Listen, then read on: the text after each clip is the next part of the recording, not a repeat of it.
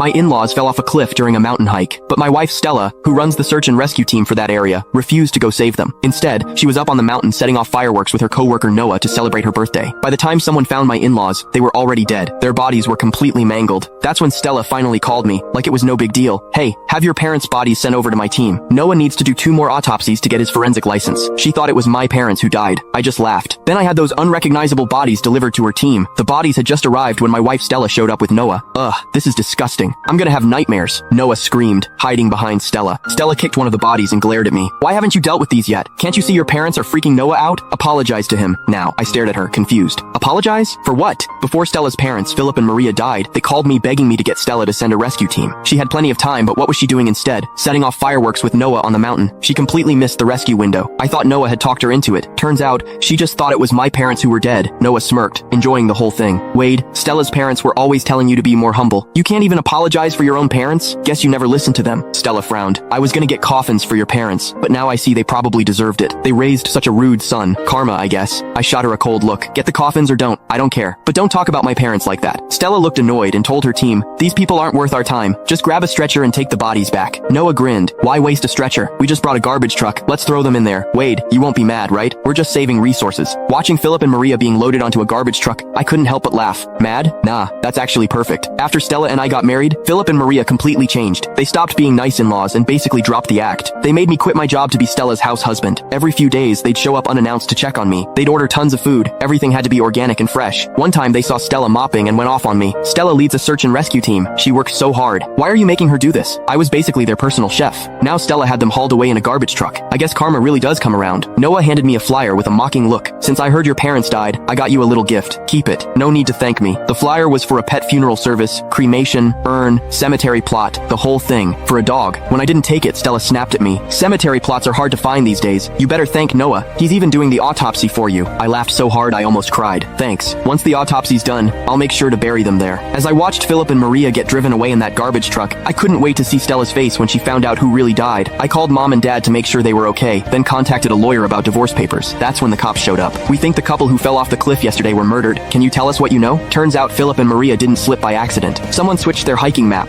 Philip and Maria only fell because they ended up in a restricted area. They always used the hiking map Noah gave them. No one else touched it, so Noah was the only one who could have killed them. When I heard this, I actually laughed. The guy Stella had been protecting this whole time was the one who murdered her parents. The search and rescue team was supposed to prep the bodies for viewing, so family had to be there. When I showed up, the bodies were just dumped outside, totally ignored. Not only were they not cleaned up, but their nice clothes had been swapped for ratty old rags. I didn't like Philip and Maria, but they were dead. They didn't deserve this. I followed